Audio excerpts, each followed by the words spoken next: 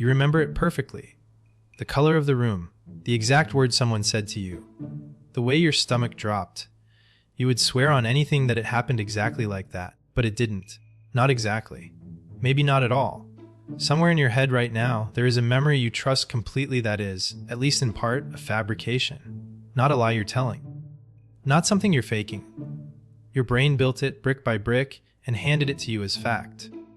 And it did this without asking your permission, without leaving a note, without any indication that anything was wrong. This isn't a flaw. It's not a glitch in an otherwise perfect machine. It's how memory has always worked, in every human brain, for as long as there have been human brains. So why would evolution build a memory system this unreliable? Why would something so central to your identity be so easy to corrupt? The answer is stranger than you think, and it starts with a question researchers have been circling for over a century. What is memory actually for? You probably think of memory as a kind of recording. Something happens, your brain presses record, and later you press play, and the event unspools again, faithful to the original. That's the intuitive model. It's also almost completely wrong. Memory doesn't work like a camera. It works more like a reconstruction site. Every time you recall something, you're not retrieving a file. You're rebuilding the event from fragments, filling in gaps with assumption, emotion, and whatever information is floating around in your head at that moment. And here's the unsettling part. Every time you rebuild it, the reconstruction can change slightly. Then that new version becomes the one you store. You're not remembering the original event anymore. You're remembering your last memory of it. Sit with that for a second. If you're 30 years old and you've thought about your 5th birthday party a dozen times over the years, you haven't accessed the original event a dozen times. You've accessed your memory of your memory of your memory, 11 layers deep, each one slightly reshaped by the person you were when you last recalled it. The 5-year-old who actually lived through that birthday party is not the one narrating it back to you now. A version of you from last year, or 5 years ago, is doing the narrating. And that version had their own biases, their own current mood, their own reasons to remember it a certain way. Psychologist Elizabeth Loftus spent decades proving exactly how far this reconstruction can be pushed. In one of her most famous studies, she and her colleagues convinced a percentage of adult participants that they had been lost in a shopping mall as a child, an event that never happened. Not a vague feeling of unease, full memories. Some participants described the layout of the store, the panic, the stranger who helped them find their parents. All of it invented, all of it felt as real as anything that had actually occurred to them. Loftus called this the misinformation effect. Feed someone a small suggestion, a leading question, a subtle detail that wasn't there, and the brain will often absorb it into the original memory, as if it always belonged. Ask a witness. How fast was the car going when it smashed into the other one? Instead of, how fast was the car going when it hit the other one? And people will report higher speeds and even remember broken glass that was never there. The wording alone rewrites what people believe they saw. Think about how small that manipulation is. One word. Not a lie, not a false document, not a staged scene. A single verb, swapped out in a question, was enough to plant a memory of shattered glass in a scene that never contained any. If a memory can be altered by one word chosen by a stranger, what has your own mind, unsupervised, quietly done to the memories you've replayed 100 times over your lifetime? Loftus wasn't alone in demonstrating this. Other researchers have gone further, showing that people can be led to remember committing crimes they never committed, based on nothing more than a few suggestive interview sessions and some fabricated corroborating detail. Participants in these studies didn't just comply out of politeness. Follow-up questioning showed many of them genuinely believed the false event, describing it with sensory detail, emotion, and narrative structure indistinguishable from real memories. The brain doesn't file suggested and experienced into separate folders. Once a detail is absorbed into a memory, it's treated the same as everything else in there. Why would your brain be this vulnerable? Why wouldn't it protect the truth more fiercely? Here's where the deep history comes in. Your memory system wasn't built by evolution to preserve accurate records for a courtroom. It was built to keep you alive. And those are two very different jobs. Think about what memory needed to do for your ancestors on the savannah 100,000 years ago. It needed to help them recognize danger fast. It needed to help them find food, avoid predators, remember which berries made people sick, and predict what might happen next based on what happened before. Speed and usefulness mattered far more than precision. A brain that took the time to store every detail with perfect fidelity would be slower, heavier, and metabolically expensive. A brain that stored the gist, the emotional weight, and the useful pattern, while discarding the rest, would be faster and lighter. And faster and lighter kept people alive. Imagine two early humans who both survived an encounter with a venomous snake near a riverbank. One of them stores a rich, high-resolution memory, the exact color of the light, the precise angle of the sun, the specific rock formations nearby, every irrelevant detail preserved with equal weight. The other stores something leaner: river, danger, snake, avoid. The second person's memory takes less energy to store, less energy to retrieve, and gets to the useful lesson faster the next time they're near water. Over enough generations, brains tuned toward that second, leaner style of memory would have had a survival edge. Not because they were more accurate, because they were more useful. So evolution built a memory system optimized for meaning, not accuracy. Your brain compresses experience down to its emotional core and its practical lesson, then reconstructs the details on demand using whatever's available, including your imagination, your expectations, and information you picked up afterward. This is efficient. It's also, structurally, a machine built to sometimes get it wrong. There's a term for one part of this process: confabulation. It sounds like a fancy word for lying, but it isn't. Confabulation is your brain filling in a gap with a plausible answer and presenting that answer with full confidence. No deception intended. Neuroscientist Daniel Schachter, who has spent much of his career studying memory's failures, describes this as one of memory's fundamental sins. Not a bug that shows up occasionally. A built-in feature of how recall functions. Schachter's research points to something almost architectural about this. Your brain doesn't have a separate system for remembering the past and imagining the future. Brain imaging studies show substantial overlap between the neural networks used for recalling a memory and the networks used for imagining something that hasn't happened yet. That overlap isn't a coincidence. Remembering and imagining may be, at a deep level, the same basic mental operation, just aimed in different directions. Which means the same machinery that lets you vividly picture a future vacation you've never taken is the machinery reconstructing your childhood birthday party. No wonder the line between the two can blur. Think about the last time you told a story about your own past. Did you remember the raw event, or did you remember the story you've told about the event, the version you've refined every time you've told it? Most people are remembering the story, and every telling reshapes the story a little more. Here's a strange twist for you. The memories you access most often are, statistically, the ones most likely to have drifted from what actually happened. It seems backwards. You'd assume that a memory you revisit constantly would stay sharp, protected by repetition. But repetition doesn't protect a memory. It reconstructs it. Every retrieval is another opportunity for new information to slip in, another chance for your current emotional state to color what you recall, another rewrite disguised as a replay. Neuroscientists studying this process discovered something called reconsolidation. When a memory is recalled, it doesn't stay locked in its original storage. For a window of time, it becomes unstable, chemically malleable, open to being altered before it's restored. Researchers led by Karim Nader demonstrated this directly in experiments where a fear memory, once reactivated, could be weakened or changed if the right chemical process was blocked during that unstable window. The memory wasn't a fixed file being read. It was more like wet clay, briefly re-softened every time it was touched, then re-hardened into a slightly different shape.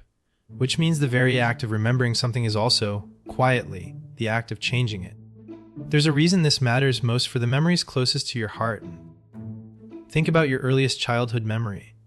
Most people can't recall anything from before the age of 3 or 4, a phenomenon researchers call childhood amnesia. It's not that nothing worth remembering happened in those years. It's that the hippocampus, the brain structure central to forming detailed, lasting memories, is still developing during infancy and early childhood. The scaffolding for durable memory simply wasn't finished yet. So the memories many adults report from age 2 or 3 are frequently not memories at all. They're reconstructions built later from photographs, family stories, and repeated retellings, then experienced with the emotional texture of something personally lived. You didn't remember falling into the pool at age 2. You built a memory of falling into the pool out of the photo your parents showed you, and the story they told 100 times since. Sleep plays its own strange role in all of this. Memory isn't finished being written the moment an event ends. Much of the process of consolidating a memory, moving it from a fragile, temporary state into something more durable, happens while you sleep. Researchers studying sleep and memory have found that the brain appears to replay fragments of the day's experience during certain sleep stages, strengthening some connections and letting others fade. This is useful. It's also another opportunity for editing. A memory that goes into sleep one way doesn't necessarily come out the other side identical. Some details are reinforced. Others are quietly dropped. New associations, formed from unrelated experiences, can get woven in without your awareness. This has a strange implication for grief, for nostalgia, for every time you've deliberately revisited a painful or precious memory hoping to preserve it. The more precious a memory is to you, the more likely you are to return to it. And the more you return to it, the more chances it has to shift. The memories that matter most to you may, ironically, be the least faithful to what actually occurred, simply because you've handled them the most. Now think about how much of your identity is built on memory. The story you tell about who you were as a child, the version of your first heartbreak you carry around, the exact reason you say you chose the career you're in, or moved to the city you live in, or ended the relationship you ended. You believe these stories are records. They're closer to legends. True in spirit, often accurate in the emotional core, but shaped and reshaped by every retelling until the details serve the story more than the story serves the details. This isn't cause for alarm. It's cause for a different kind of understanding. It reframes forgetting, misremembering, even flatly contradicting a sibling about how a family trip actually went, not as personal failures, but as the ordinary output of a system doing exactly what it was built to do millions of years before courtrooms, therapy offices, or family arguments ever existed. Consider why this system might have been worth the trade-off. A memory that bends slightly toward coherence, toward a version of events that makes sense of who you are now, might actually serve you better than a memory rigidly loyal to raw fact. Your ancestors didn't need a perfect ledger of the past. They needed a usable guide for the future, a sense of what to trust, what to avoid, who was dangerous, who was safe. A memory system tuned for usefulness over accuracy would have consistently outcompeted one tuned the other way, generation after generation, until every human alive today inherited the same beautifully unreliable machine. There's a related concept worth understanding here. The idea that memory is fundamentally perspective, meaning its true function points toward the future rather than the past. Researchers who study this call it constructive episodic simulation. The theory goes like this: the same system that lets you replay yesterday is the system you use to simulate tomorrow, running mental rehearsals of situations you haven't yet faced, drawing on fragments of past experience to assemble plausible future scenes. A brain built purely for accurate playback would be far less useful for this kind of forward simulation, because rigid, literal memories don't recombine easily into new imagined situations. A flexible fragment-based memory system, willing to mix and match pieces of the past, is exactly what you'd need to imagine a future that has never happened before. The unreliability isn't a side effect of a system built for recall. It might be the price paid for a system built for imagination. There's also a social layer to this. Humans are, and have always been, deeply social animals, and shared memory is part of what holds groups together. Families retell the same stories at gatherings until the retelling becomes the memory itself. Communities build shared history, sometimes shared myth, that binds people into a group with a common past. If memory were rigidly literal, this kind of shared meaning making would be far harder. The malleability that makes individual memory unreliable is the same malleability that lets a group of people build a collective identity out of overlapping, imperfect stories. Think about your own family. There's likely a story that gets told at every holiday gathering, a story everyone half remembers, half performs. Someone always adds a detail. Someone always disputes one. Over the years, the story has probably calcified into a version that isn't quite what happened to any single person in that room, but has become, functionally, what happened to the family. That's not a failure of memory. That's memory doing exactly the social job it evolved to do, stitching individuals into something larger than themselves. So the next time you feel absolutely certain about a memory, especially an old one, especially an emotional one, it's worth holding that certainty a little more loosely. Confidence and accuracy are not the same thing. Loftus's research has shown again and again that people can feel just as certain about a false memory as they do about a true one. The feeling of, "I definitely remember this," is not evidence. It's a feeling your brain generates, and it generates that feeling for reconstructed memories just as readily as it does for accurate ones. This matters far beyond curiosity. It matters in courtrooms, where eyewitness testimony, once treated as nearly infallible, has been responsible for a significant number of wrongful convictions later overturned by DNA evidence. Jurors tend to trust a confident witness over a hesitant one, even though confidence has repeatedly been shown to have little correlation with accuracy. A witness who says, "I'm absolutely certain," may be remembering just as reconstructed a scene as one who says, "I think, but I'm not sure." It matters in therapy too, where the recovery of repressed memories has to be approached with enormous care, because the process of searching for a memory, especially under suggestion, can itself plant one. This doesn't mean traumatic memories aren't real or that therapy is dangerous. It means the tools used to explore memory have to respect just how easily memory can be shaped by the very act of exploring it. A well-meaning question, asked the wrong way, at the wrong moment, can function exactly like Loftus's leading question about broken glass, except the stakes are a person's entire understanding of their own history. It even matters in advertising, which has learned to exploit this quirk of memory quite deliberately. Show someone a product alongside a warm, nostalgic scene enough times, and some people will later report a vague, positive memory of that product being part of their childhood, even when the product didn't exist yet when they were a child. Marketers don't need to convince you of a fact. They just need to associate a feeling with a name often enough, and let your reconstruction machinery do the rest. It matters in every argument you've ever had with a family member about what really happened, where both of you are certain, and both of you are, in some measure, reconstructing rather than replaying. Neither of you is necessarily lying. You may simply be two storytellers who diverge somewhere along the way, each convinced their version is the recording when both are reconstructions. But it also matters somewhere quieter. In the small, ordinary act of you sitting with an old memory, turning it over, feeling its emotional weight, and trusting it completely. Your brain isn't malfunctioning when it does this. It's doing exactly the job evolution built it to do, turning raw experience into meaning, compressing the unnecessary, keeping the emotionally important, and rebuilding the rest fresh each time, using whatever material is closest at hand. It's not a flawed recording device. It was never trying to be one. It's something closer to a storyteller. One that has been telling your story and rewriting it slightly with every telling since before you could speak. There's a kind of humility available here if you're willing to take it. Most people move through life assuming their memory is a faithful narrator, occasionally forgetful but fundamentally honest.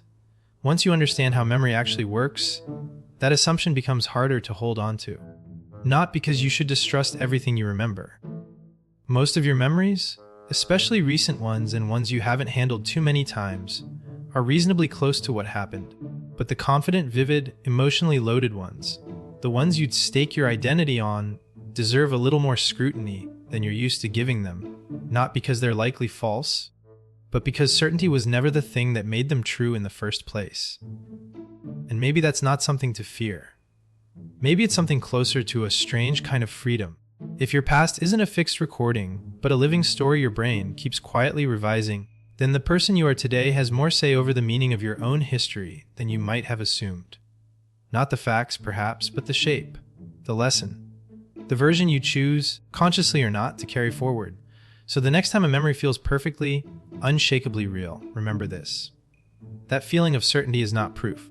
It's your brain doing what it has always done, quietly building the past you need, one reconstruction at a time.